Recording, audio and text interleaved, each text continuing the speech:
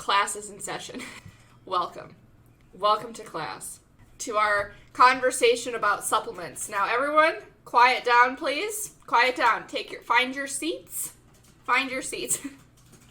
I'm gonna have to ask you to put away all of your phones and technology. I'm just kidding. I'm not like one of those teachers. I'm a cool teacher. Like, you can use your phone. But pull out your notebooks.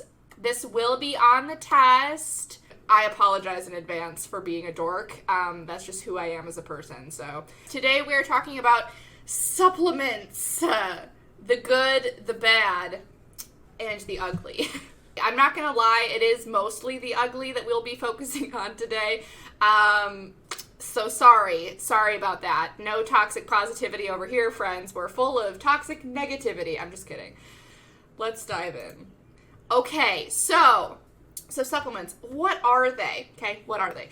So there are a lot of different classes of supplements that includes the following things on the screen, right? So I like to think of them in different categories. So there's dietary supplements, which include things like the vitamins, the minerals. So those are like the dietary supplements. So that would include things like vitamin C, vitamin D, iron, zinc, magnesium, vitamin B12, those types of things. Those are what I would classify as like the dietary supplements. So those are components that do exist in food that are like an isolated vitamin or mineral that we do need for health purposes from food, and then they just take it and they isolate it into a supplement form. Then there's the herbal supplements. So herbal supplements are kind of how they sound. So it's an herb product that is put into supplement form. Okay, so things like echinacea, St. John's wort, there's like a whole bunch of them. Okay, the list goes on and on and on. But those are herbal supplements. So those are things that we don't necessarily need, like we need vitamin C. If we don't have vitamin C, like for our body, we're going to get scurvy, like bad things are going to happen. But we don't need any of the things that herbal supplements contain. Herbal supplements are basically just marketed for like potential other benefits, right? Is like the marketing behind them, but those are the herbals, okay? Then we have things like weight loss supplements. So those are a super broad category as well, not to be confused with actual like weight loss medications. But weight loss supplements are things like maybe there's a green tea pill that claims that it helps you lose weight because it boosts your metabolism. But there's a lot of them that like claim to help you lose weight, either because they contain some special ingredients that are supposed to boost your metabolism, or they're supposed to basically cause malabsorption of different nutrients in your body. Like fat is a common one. They're supposed to cause malabsorption of fat, and so therefore you lose weight. So those are weight loss supplements. And then there's things like protein powders, protein shakes. A lot of those, like, again, the concept of they're supposed to supplement. They're not technically food.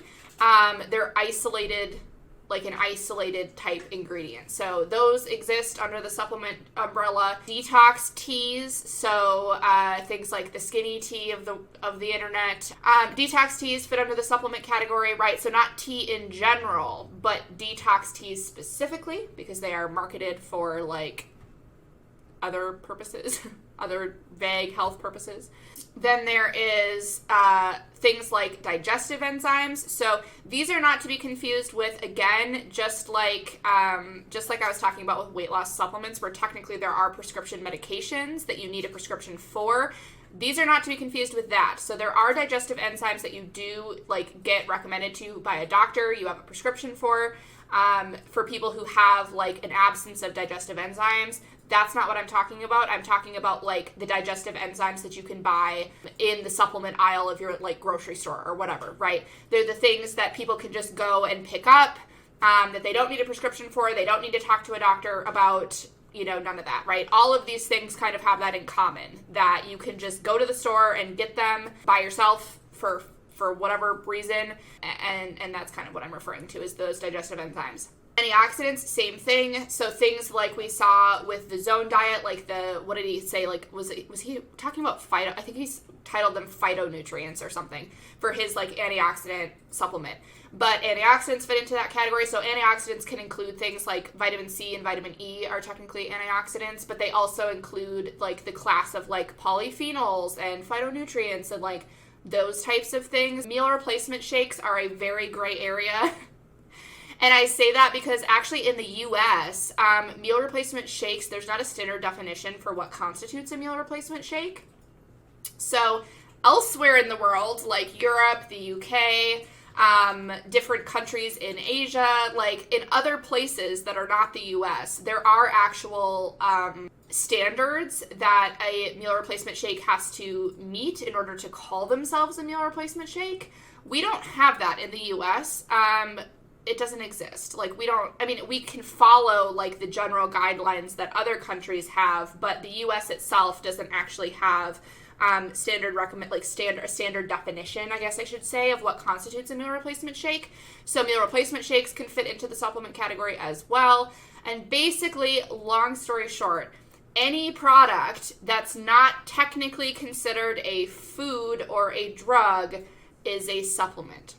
So what I mean by that is that anything that's not like a specific like food product, right? Like bread. You go and you buy bread and it's bread and you eat bread, okay? These things are not like that, right? Like a detox tea is not food. It is like a product that you purchase that has specific health claims associated with it that you're buying for a particular health purpose. But it is like an edible product, right? It's something that you consume for a particular purpose that's not just like to eat food, basically. And so there's a lot of things that fit under the supplement umbrella. It's a gigantic category.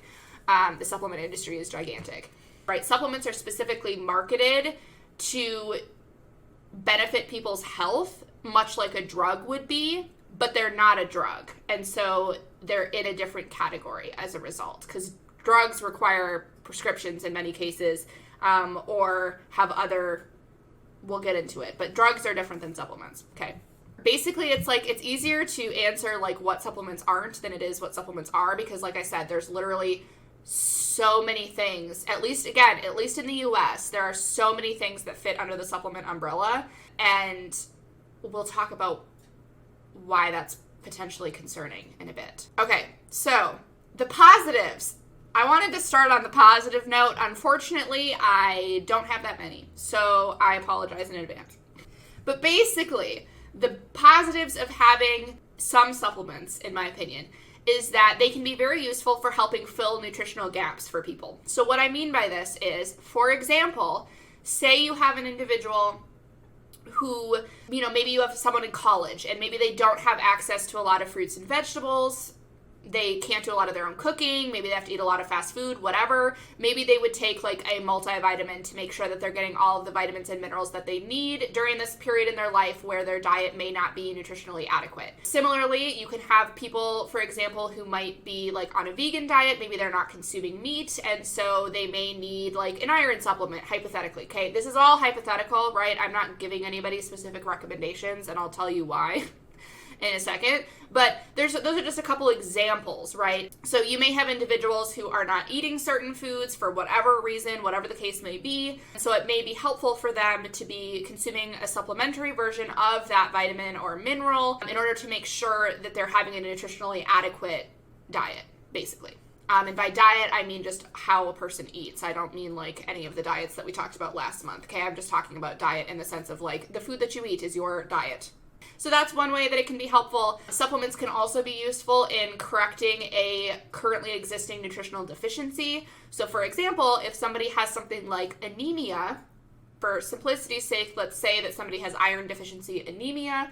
So that means that they have been iron deficient for a prolonged period of time, that their iron stores in their body are very, very low in order for anemia to develop. And so perhaps they may need to have supplementary iron for at least a period of time to get their iron stores back up to normal range so that they are correcting that anemia, they no longer have anemia, and it would be very difficult to do this in some cases with just food alone due to the amount that a person may have to consume of particular food products in order to replete is the word, right? Replenish those iron stores. So they can be useful in that for that standpoint as well. If somebody has a current deficiency in any particular nutrient, sometimes it's very, very difficult to replenish that nutrient in their body with food alone, and so therefore a supplement may be necessary. However, these people would be consulting with a physician at this point, right? Because in order to know that you have a nutritional deficiency, you have to have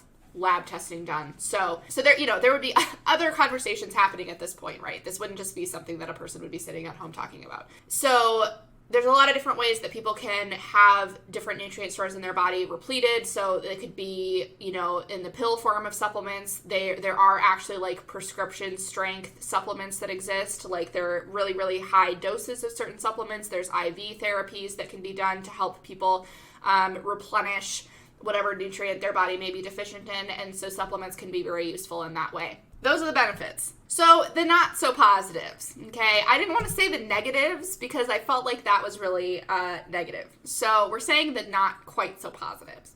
And we'll get into the ugly in a second. But anyway, the not so positives are that in many ways people can become very over-reliant on supplements. So essentially what I mean is that I've seen this happen in many cases where individuals will really not think about or have any concern about how they're eating because they think like, oh, I'll just take a multivitamin and then it literally doesn't matter. And I never have to eat a fruit and vegetable again, whatever.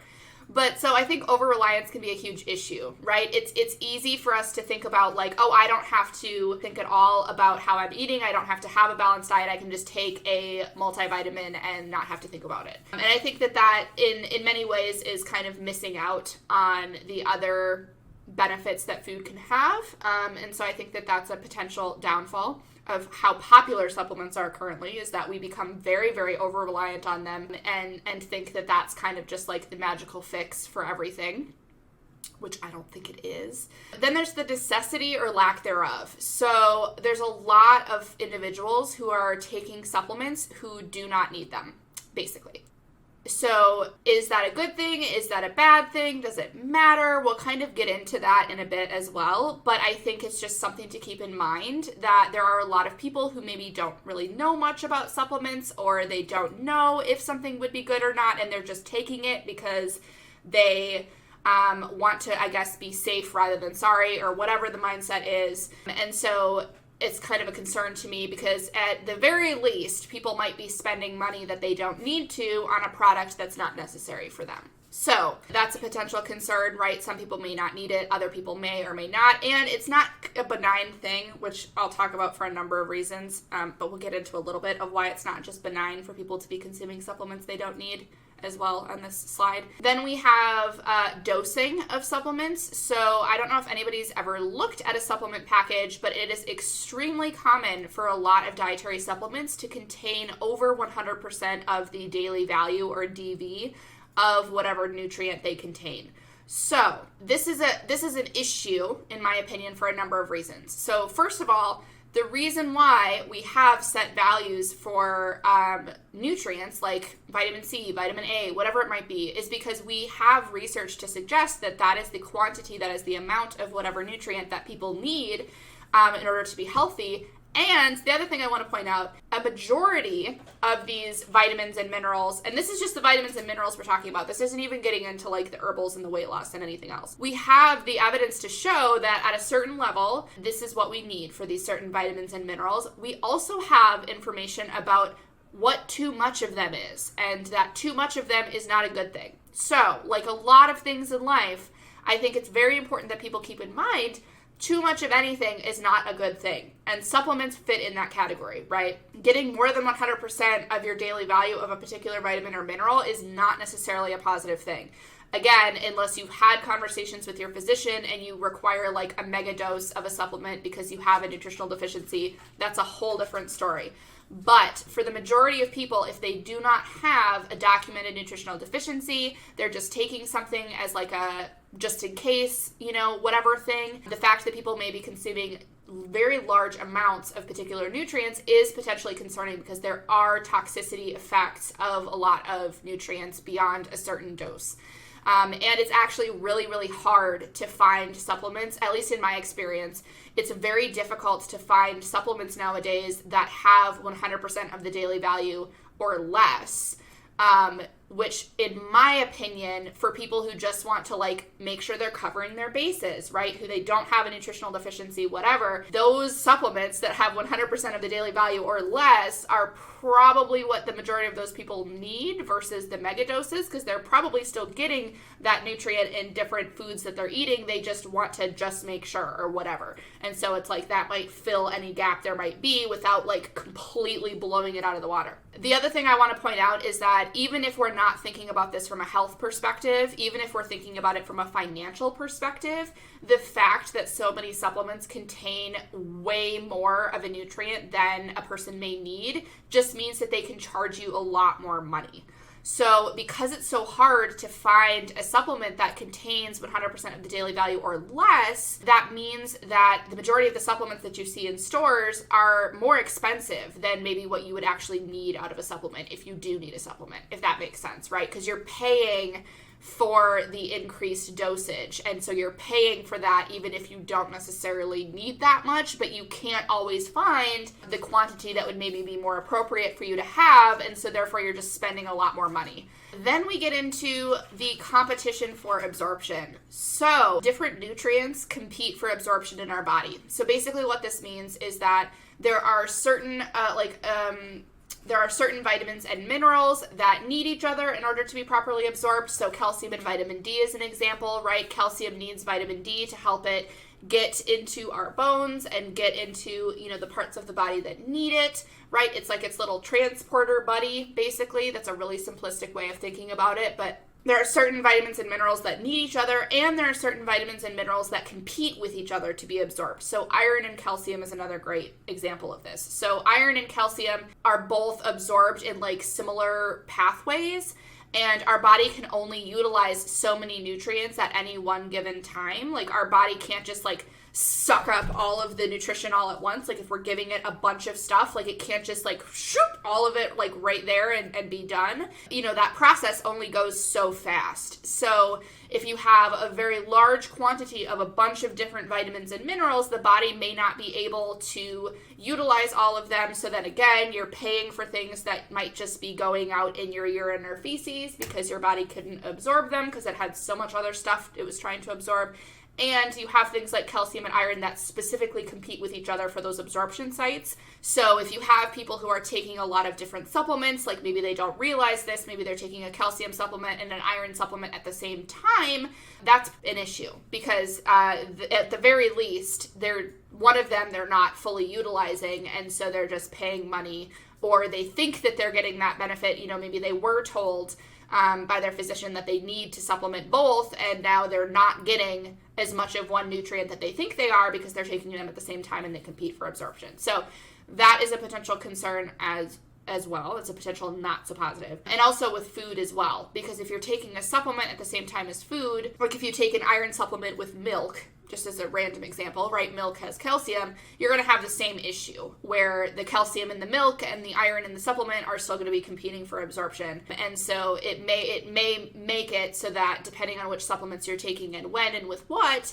you may not be able to fully utilize the benefits of the food that you're consuming either, depending on what's going on in your body, which again plays into the expense. So supplements can be very, very, very expensive. And again, if people don't necessarily need them, or if they're paying for a dose that is higher than what they need, it's a lot of money. The dietary supplement industry and the supplement industry in general makes a crap ton of money. Okay, they make so much money. It's insane. And in my opinion, again, my professional opinion, I would much rather see people using their money on food more so than supplements. So again, I'm not saying that everybody that takes a supplement spends all their money on supplements and not on food, but I just think it's another thing to point out that people may be spending a lot of money on a supplement that they don't need, or in a quantity that they don't need, or they might have the competition for absorption issue, so one of them is not being fully utilized, and so basically it's a waste of money at that point, depending on what's happening. So I think it's something to think about because our financial health is also very important. It's just kind of how our society is, right? We need a certain amount of money. We need certain financial security in order to have a healthy, happy, and productive life. So I think that matters. Then there's flashy health claims. So we'll get into this a bit more in a second on the next slide. But supplements are really, really good at making absurd health claims or very flashy health claims or just completely unsubstantiated health claims, okay? So one of the more benign situations that you might see is just, for example, you might see on like a vitamin A supplement, for example. You might see a little statement where it says that, vitamin A is necessary for, proper vision, whatever, right? You might see a little statement like that about that vitamin in particular, and that's not wrong, right? Like, it is true. We do need vitamin A for eye health and, skin and whatever. Like, there are certain things that we need certain nutrients for. But the problem is that, one, even in a benign sense, people sometimes see that and they think that they need to then take that supplement in order to have good eye health when you don't need a supplement to get vitamin A, just as an example.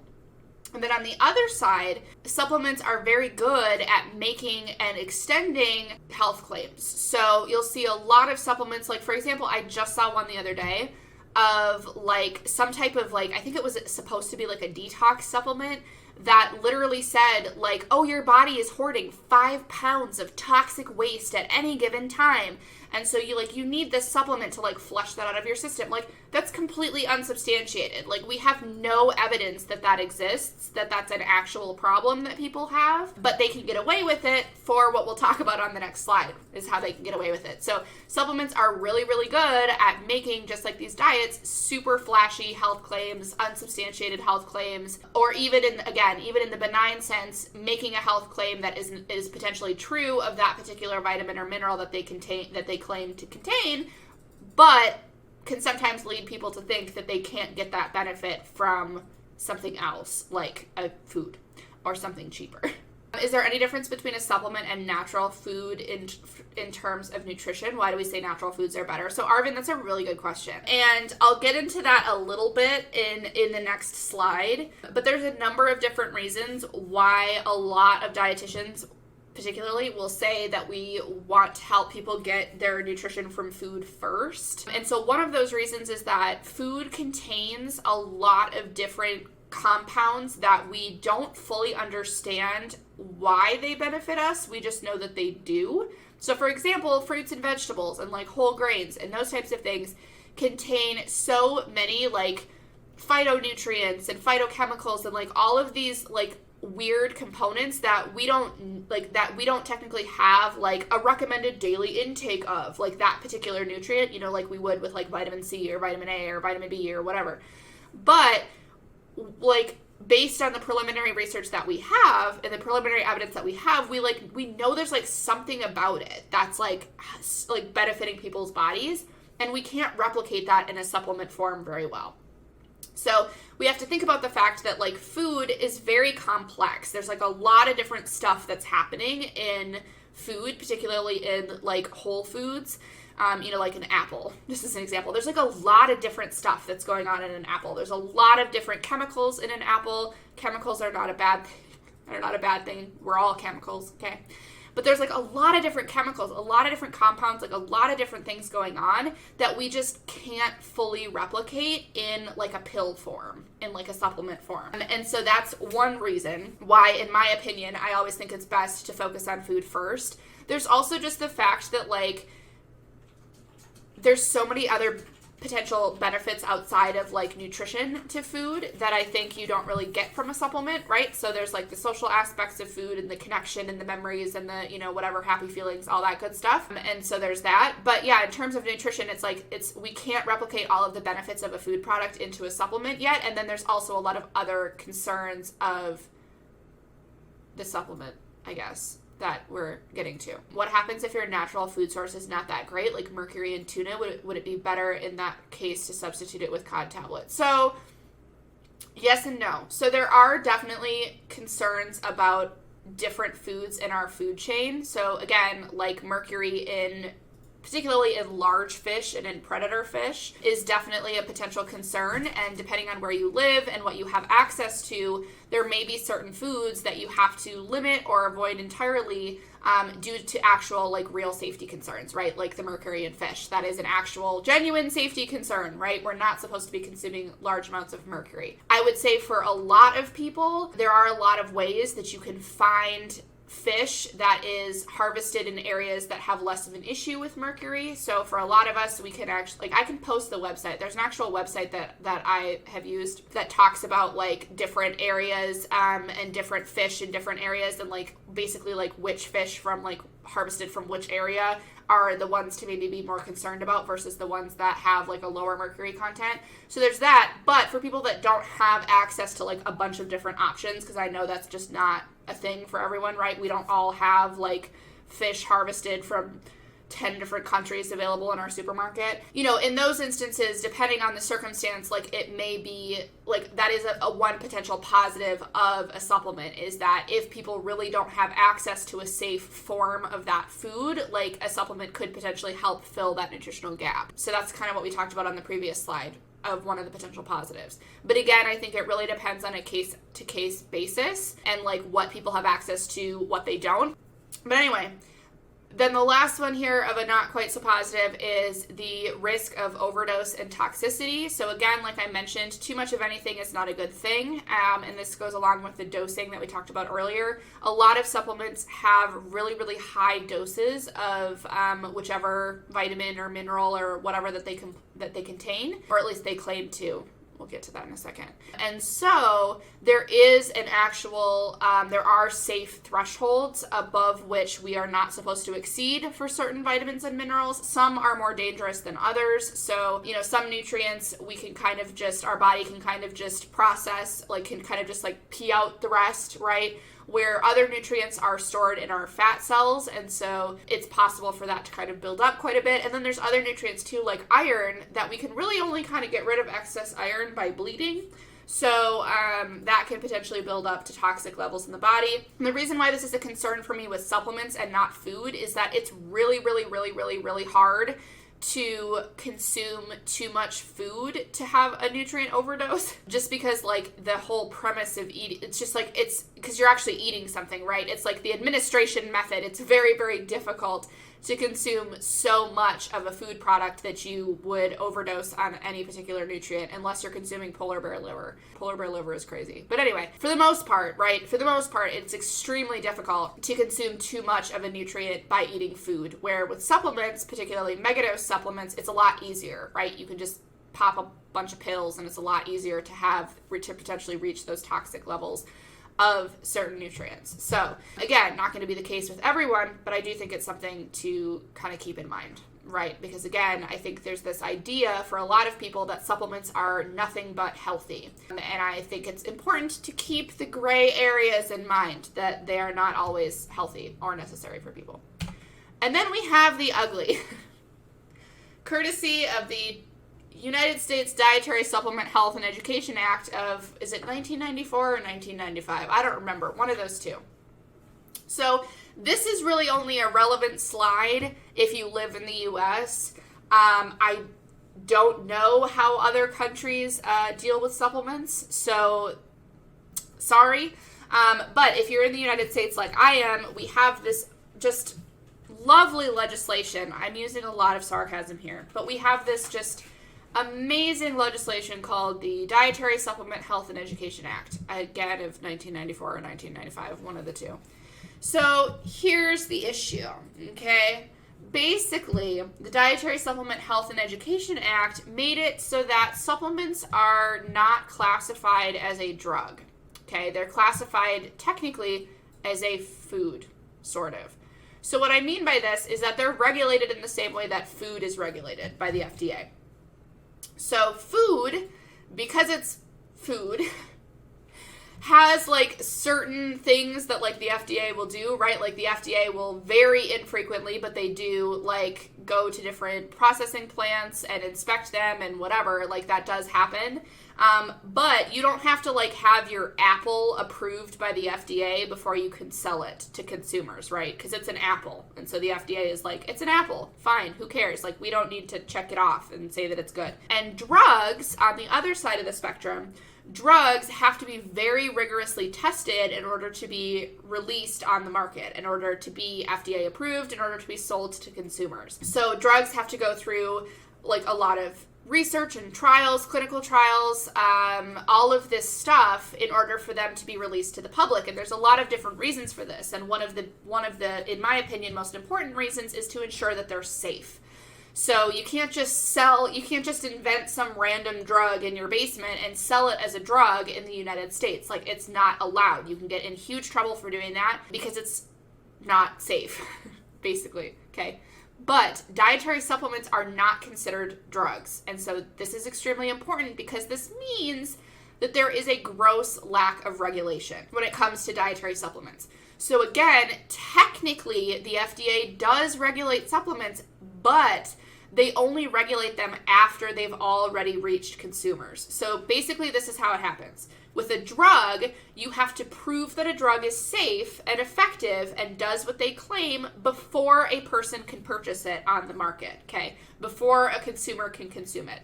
Supplements, you don't have to prove anything before it can be sold to a consumer.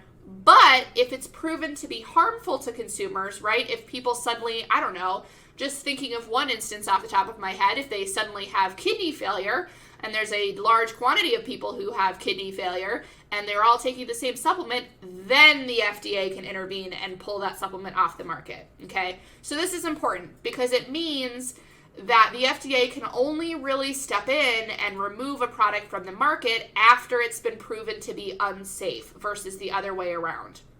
So keep that in mind, okay? Just something to keep in mind because it's kind of scary. So there's also a huge lack of oversight. You know, again, they don't have to have clinical trials. They don't have to prove that they contain what they say. They don't have to prove that the dosage information is correct. They don't have to prove any of that in order to sell their product. They can be taken to task for it again after the fact, but really the only way that they can get in trouble for like lying on their packaging is if it causes like serious harm to a consumer and a consumer like complains about it and then the FDA like intervenes because enough consumers have complained about it, just as an example.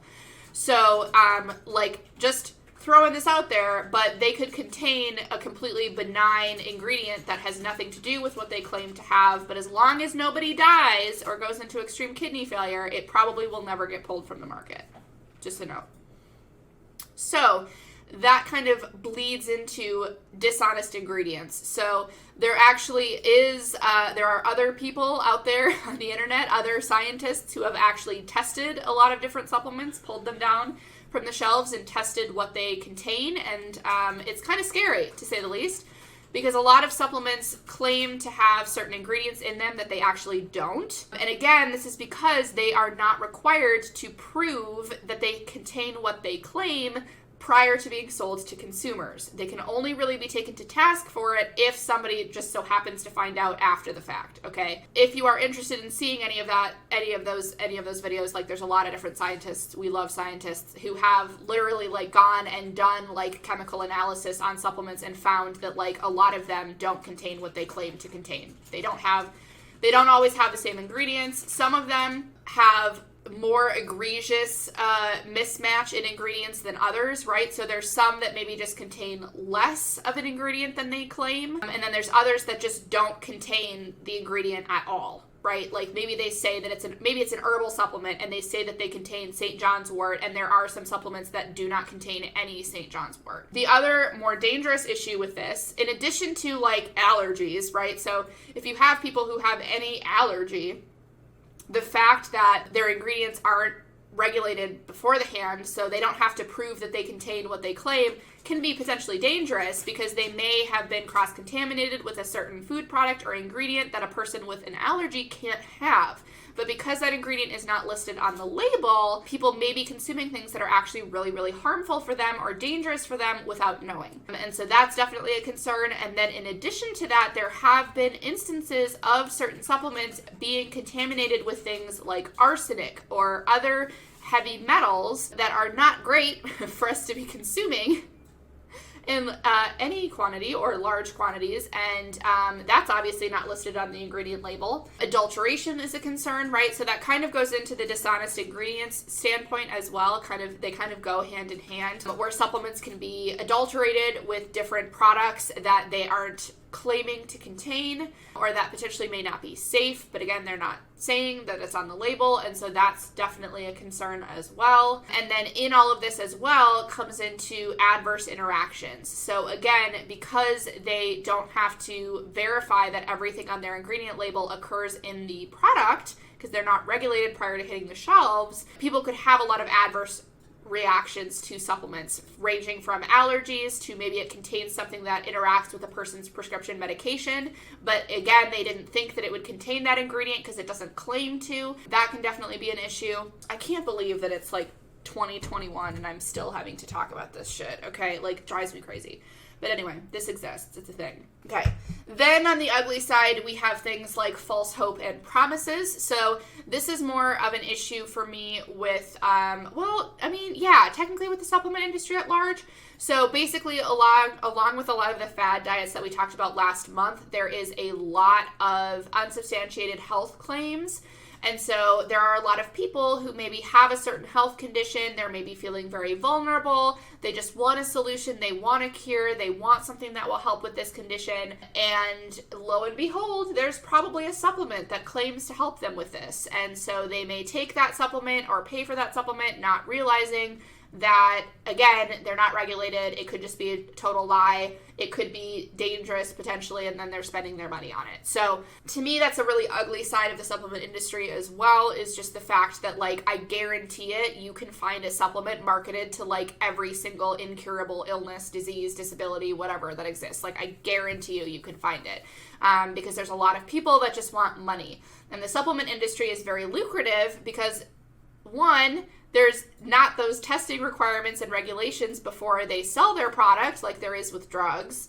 And two, because you can kind of just say whatever the hell you want. And so, like, clearly you can say a bunch of stuff, and as long as you include that lovely little disclaimer that says, this statement has not been evaluated by the Food and Drug Administration, this product is not intended to diagnose, treat, cure, or prevent any disease, as long as you include that disclaimer, you can kind of say whatever the hell you want. And so you'll notice on all supplements that they pretty much all contain this asterisk, this little this little disclaimer, as you will, right? And they do that because they have to. So that's like the one caveat, like that's like the one benefit, I guess, of this act, if you can even call it that, is that they are required to include this disclaimer. So they do have to include this disclaimer anytime that they make any type of health claim, or anything like that. So it's funny though, because they can say, like, take this supplement and it's anti-cancer, it's cancer fighting, and then, which is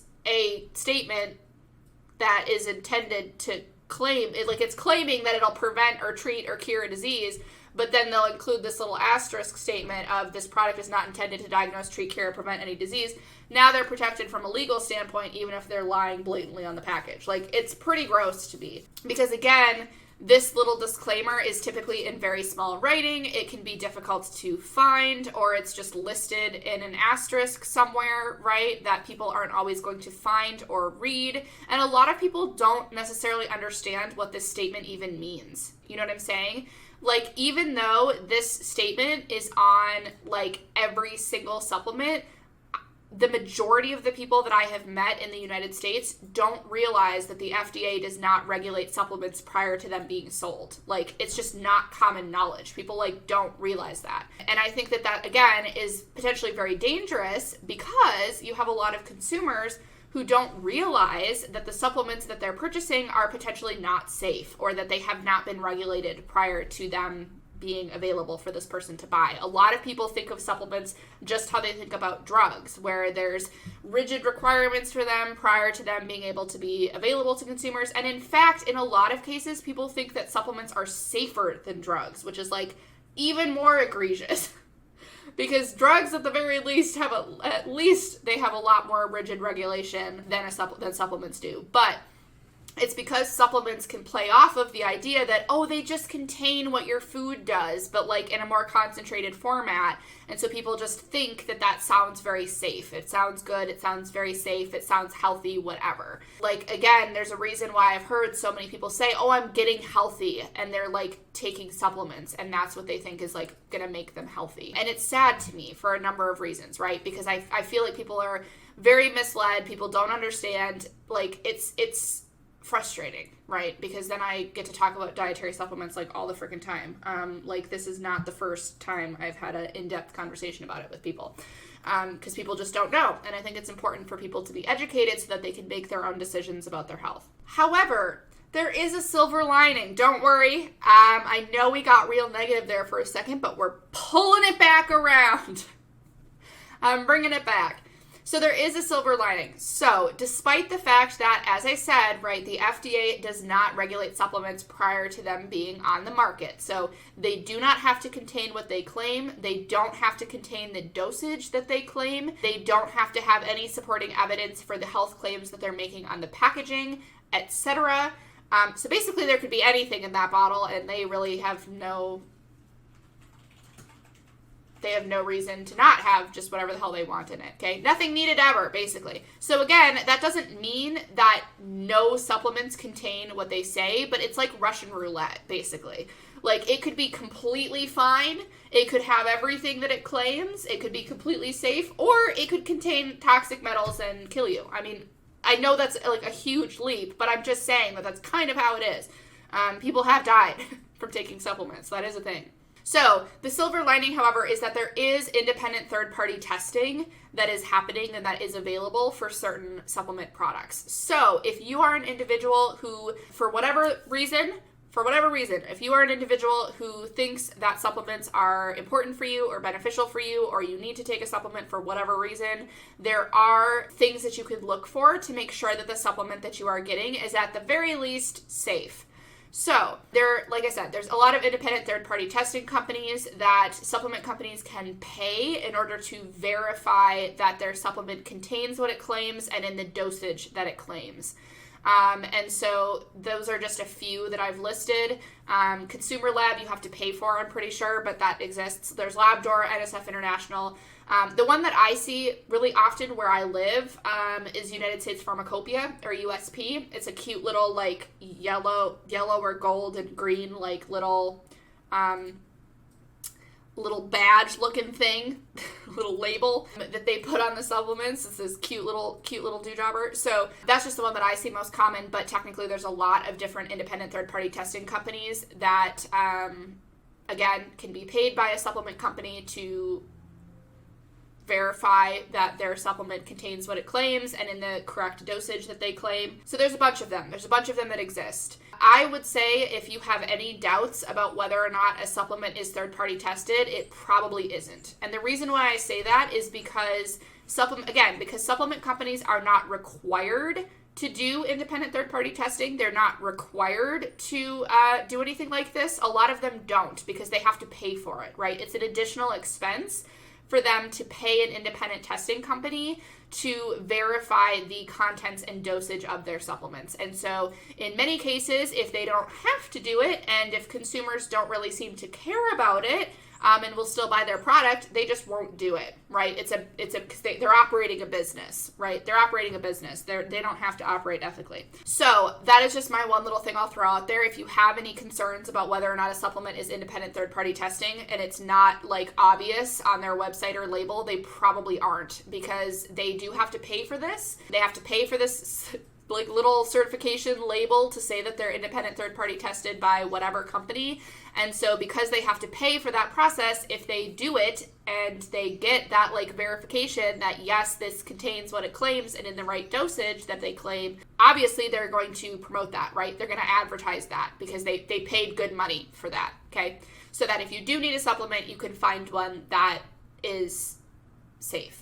However, I do want to point out that just because they're independent third-party tested does not mean that they are effective, okay? There's a difference between the safety of a supplement and the effectiveness of the supplement.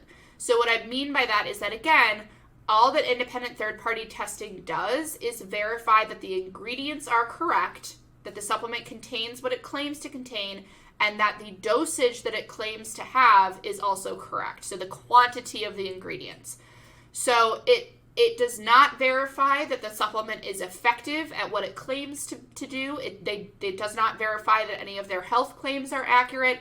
It does not verify that the dosage provided is necessary for a person, right? So there's a lot of supplements that are independent third-party tested that have huge amounts of any particular vitamin or mineral, which may not be necessary for a lot of people that might be purchasing that. So independent third-party testing is not like a stamp of like, this is definitely a good supplement that you should, you know what I'm saying? Like, again, I view it more as like, it's a good way to know that the supplement contains what they claim and in the quantity that they claim, but that's it. It doesn't tell you anything else if they're third party tested. It just tells you that somebody verified that they're not lying about their ingredients or the quantity of those ingredients. But it does not prove that they're effective. It does not prove that they do what they claim. It doesn't prove that they'll be helpful with any particular health condition, etc. Just something to keep in mind. It is definitely something that I recommend to people if they do take a supplement, is definitely to look into third-party independent testing to make sure that the supplement is safe. However, I don't think that that's just like, that's all we have to worry about now. Because, again, like I said, just because it's safe, because it's not contaminated with other things, doesn't necessarily mean that it's effective, and it doesn't necessarily mean that it's benign in other aspects either. So, now what? Now that I have terrified people, now what? So basically, first things first, my recommendation for people is always, always, always, if you have access to and you are able to consume a variety of foods from a variety of different sources, that is what people's primary focus should be on. Food is just, it's safer to get things from. It has other potential benefits to it. So if you have access to safe food, to a variety of different foods, right, that is something that is available to you, that is always going to be my first go for people. I know that it's not accessible to everybody, but if it is accessible to you, that's always my go-to. The other thing that I think is important is to consult your doctor and your dietitian about any potential supplements that you have concerns about. Like if you are thinking, do I need one? Do I not need one? Just to talk to a healthcare provider about it, okay? Because it's just an important conversation to have, right? You can talk to your doctor and say, hey, I'm concerned about X, Y, and Z, and they can do different blood testing, different lab tests to see if, like, you are deficient in any particular nutrient, if it would be a good thing for you to maybe supplement on the side. I think it's just a good thing to know, because again, at the very least, then you won't be wasting your money on a supplement that you might not need, basically. So I think it's good to have that conversation. It's good to talk about those concerns, to actually get more information about kind of where you're at with those types of nutrients, so that you can make the most educated decision possible about what to do with yourself and your health.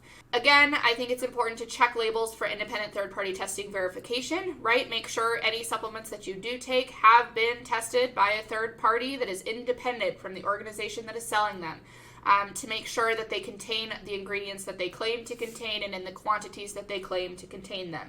Again, it's not a perfect process because it does not verify that they are effective at what they claim to do, or anything about the health claims, none of that. But at the very least, it's a good way to make sure that you're not taking a supplement that is potentially just lying about what they have in the supplement product, right? They're not just containing none of whatever ingredient they claim. Then the other point, unless you are told otherwise by your healthcare team, okay, unless somebody tells you that you should be consuming a mega dose of whatever supplement because you have like an actual severe deficiency of something, whatever, unless told otherwise, I generally tell people avoid doses that are greater than 100% of your daily value of whatever nutrient. I just think it's better to be safe than sorry. If it does give you some sense of peace or calm, or it just makes you feel better to consume something like a multivitamin, for example, because you just feel better that you're hitting all of your bases, whatever, that's fine. I'm not going to hate on anybody for that, right? I'm not going to do that, right? If that makes you feel good, I think that's great. I just typically recommend to people to try to avoid mega doses of anything unless you know for a fact that you need it. Just because, again, not all nutrients are benign in higher quantities, right? There are upper levels of what is considered safe for pretty much every nutrient, and so it's not necessarily something that is just, more is not better, basically, okay? So I just think, again, if you are a person who wants to supplement for whatever reason, I think that's fine. You can make your own decisions. I just typically encourage to try to avoid any mega doses of supplements, anything that's like way over 100% of the daily value. And then, of course, I think it's important to be a skeptical consumer. So, just keep in mind that these products are not regulated before they hit the shelves. If something sounds too good to be true, it probably is. These health claims that they're making are not regulated. And so just be skeptical, okay? Just be skeptical. Have your little skeptical hat on when you go into the grocery store, when you look at these supplements, those types of things, right? Because there is a lot of shady shit that can happen in the supplement industry, and because of the lack of regulation, I just want to make sure people are being safe. So again, I'm not saying that nobody should take a supplement. I'm not saying that they don't help anyone. They certainly do. But I just want to make sure that people are educated and aware of what actually occurs, like what the regulation is or lack thereof, kind of what some of the potential pros and cons and all of those good things are of supplements, so that you are able to make those decisions for yourself and feel empowered in making that decision, because you have that information, you know all of the risks, the benefits, whatever, and it's not just something that you're just like going to the store and grabbing a bunch of supplements and just like, that's that, you know what I'm saying? Along with that, and this is just my professional opinion, I think that any supplement, so remember when we looked at all of the different supplements, I think most of these are completely unnecessary and I would completely stay away from, just in my opinion. So I think it's different if a person is taking like a multivitamin or something like that, right? I think that is fine as long as you're safe and whatever. But there are certain supplements, like a lot of herbal supplements or weight loss supplements or detox teas or, digestive enzymes, that unless you actually have a digestive enzyme deficiency, they're completely unnecessary, right? There's a lot of things on this list that are, in my opinion, completely unnecessary for people. And again, at the very least, are a complete waste of money, and at the worst can be potentially harmful for people because of the lack of regulation. So that's just kind of my 2 cents. I think that dietary supplements definitely have their place. There are certain areas that they may be helpful for, but in general, a lot of the things on this list are just completely unnecessary. Like, there's just no reason that a person should need them, like detox teas. Okay. It's just complete bullshit. So in my opinion, I just think it's best to steer clear from that type of stuff, period. Just in my opinion, of course. You do you, boo. But, yeah, that's just my 2 cents. I think that some of that is just completely unnecessary. I wouldn't touch it with a 10-foot pole because I don't think it's worth the potential risk, because there really is no benefit. You know what I'm saying?